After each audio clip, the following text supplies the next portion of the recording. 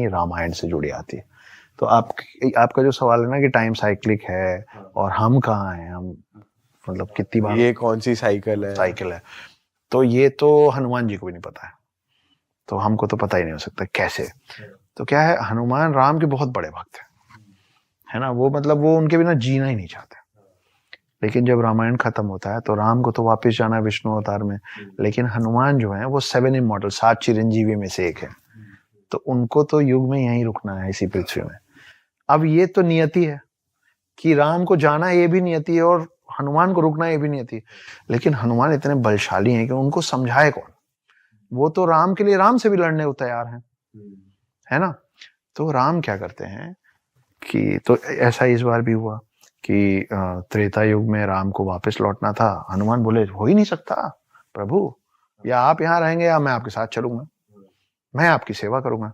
तो उन्होंने जमीन पे एक छोटा सा क्रैक बनाया जब हनुमान नहीं देख रहे थे, तो राम ने, और उन्होंने अपनी एक अंगूठी उतारी और उसके अंदर गिरा दी, और राम जी ने बोला कि ओह उप्स, हनुमान मेरी अंगूठी गिर गई, प्लीज ले आइए। हनुमान सूक्ष्म रूप में उस क्रैक के अंदर घुस गए। अब वो जाते गए वो पाताल लोक में पहुंच गए।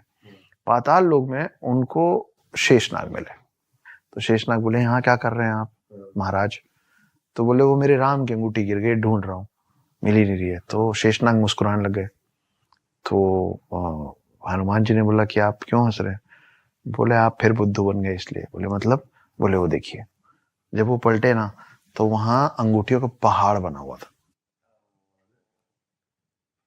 तो हर बार त्रेता युग में राम ऐसे ही बुद्धू बना के हनुमान को छोड़ जाते। देखिए जो 7 चिरंजीवी हैं, कईयों को उनका नाम भी नहीं पता, इसलिए मैं बता देता हूँ।